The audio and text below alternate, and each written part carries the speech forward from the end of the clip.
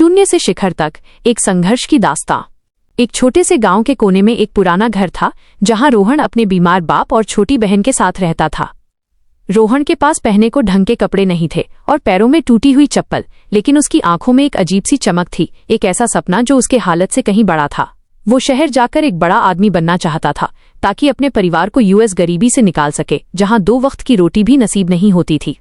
जब रोहन ने गांव छोड़ा तो लोगों ने उसका मजाक उड़ाया।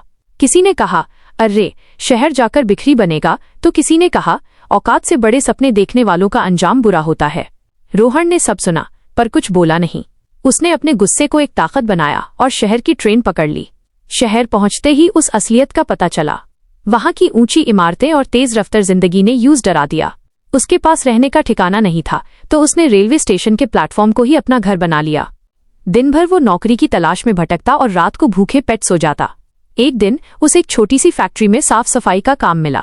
काम छोटा था पर रोहन ने इसे पूरी ईमानदारी से किया।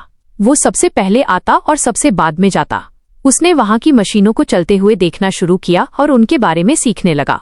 जब सब लोग लंच ब्रेक में आराम करते, रोहन पुरानी मशीनों के पुर्जे जोड़कर उन्हें समझने की कोशिश करता। एक दिन फैक्ट्री की सबसे बड़ी मशीन खराब हो गई। बड़े बड़े इंजीनियर बुलाए गए पर कोई उस ठीक नहीं कर पाया। मालिक परेशान था क्योंकि काम रुकने से लाखों का नुकसान हो रहा है।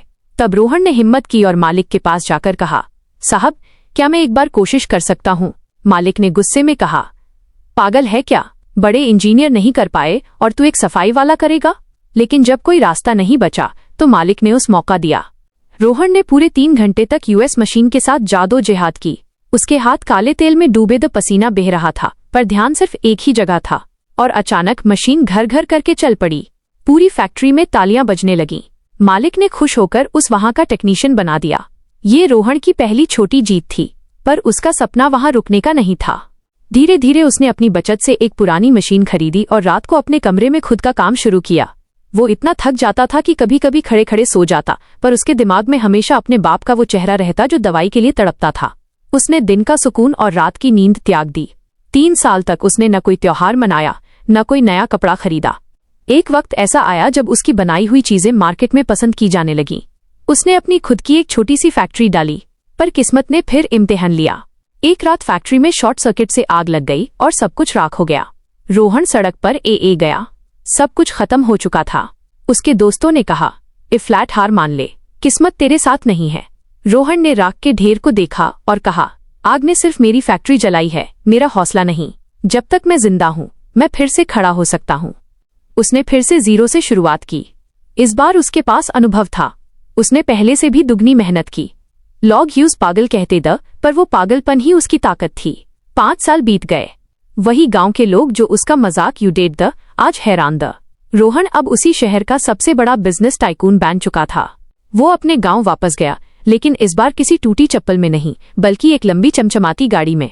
उसने गांव में एक बड़ा हॉस्पिटल और स्कूल बनवाया ताकि किसी और रोहन को इलाज या शिक्षा के लिए दर दर न भटकना पड़े। उसने साबित कर दिया कि किस्मत हाथ की लकीरों में नहीं, बल्कि इंसान के पसीने की बूंदों में होती है। दोस्तों याद रखना, गिरना बुरी बात नहीं है, पर गिरकर न उठना सबसे बुरी बात है। दुनिया आपको तब तक नहीं हरा सकती जब तक आप खुद से न हार मान लो। मुश्किलें सिर्फ उन्हें मिलती हैं जो उन्हें झेलने की ताकत रखते हैं। अगर आज आपके पास कुछ नहीं है तो घबराओ मत, क्योंकि जिसके पास खून को कुछ नहीं होता उसके पास पेन को पूरी दुनिया होती है।